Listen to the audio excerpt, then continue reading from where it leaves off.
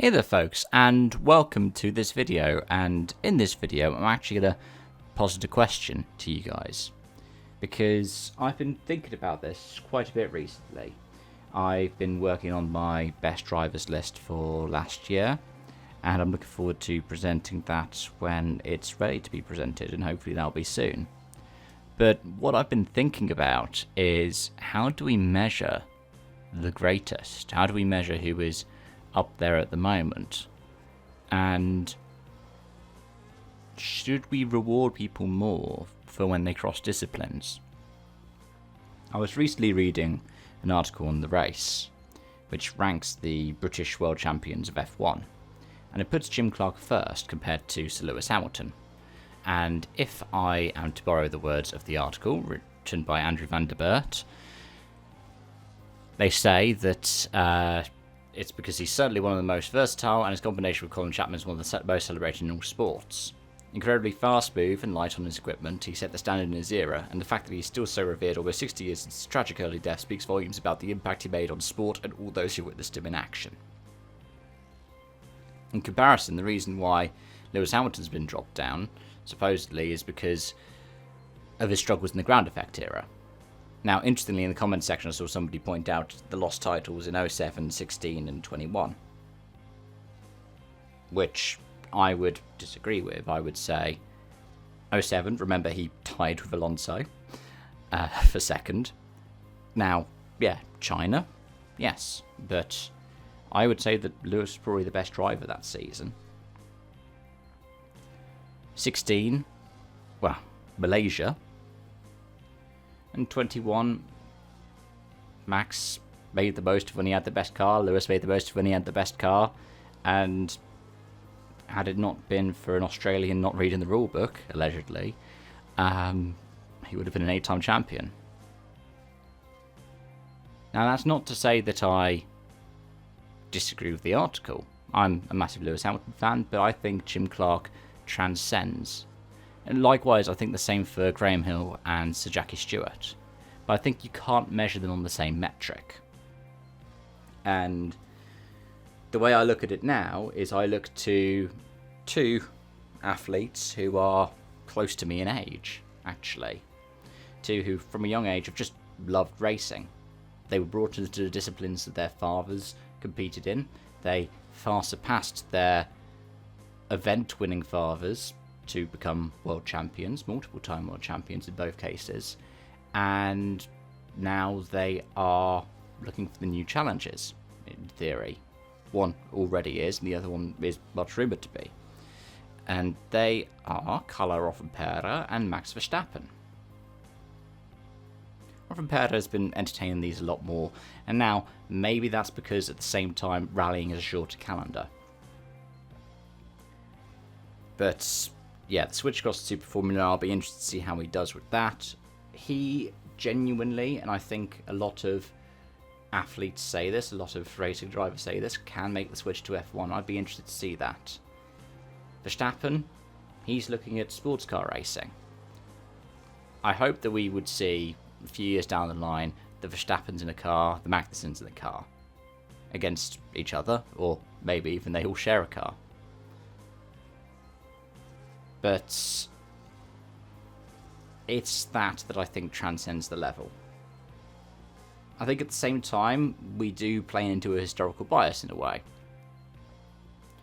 Because we go, oh wow, Clark did BTCC, he did rallying, he did sports cars and F1. But that was at a time where there was a lot more transferability between them.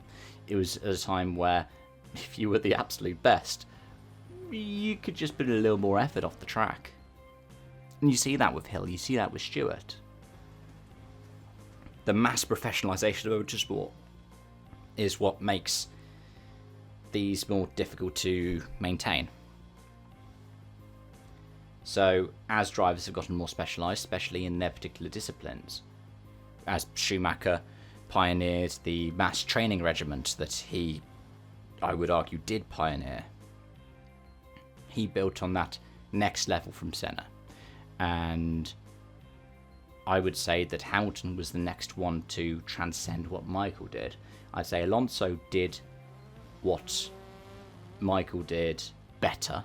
I'd say Hamilton's the next one who transcended that level because he went into the celebrity element and he went further and further and further. I would say that Max is innovating on what Lewis has done. I don't know if there's anything new that he necessarily does, except for potentially the simulator. And in that case, if that brings him across to other disciplines and more regularly, if he leaves F1 at the end of his contract and then decides, you know what, I'm going to be a sports car driver, wins WEC, wins Le Mans, maybe goes off to Indy and tries to take the Triple Crown, then I would say, yeah, he's gone beyond what Graham Hill's done. But for me, I always think of Sebastian Loeb. Loeb to me is one of the greatest athletes in the world of motorsport. And his story transcends it in a lot of ways because Hamilton overcame adversity, yes, but he was in motorsports as a kid. 8 years old, right? He gets into karting. Verstappen, like Rosberg, raised in motorsport. Loeb was a gymnast. He switched across in his 20s. And yes, the Zara was innovative, but he made it work to his style at a time where drivers were always sideways. Look at Gronholm, look at Solberg. Loeb, straight and narrow. His first full-time season is 2003, and he beats two of the greatest rally drivers of all time. He beats Carlos Sainz and Colin McRae, and he just demolishes the competition. Yeah, that Zara was good, but look at what Loeb was able to do with the car. I mean, it was only 2 years earlier that McRae and Sainz were in World Championship contention when they were at Ford with the Focus.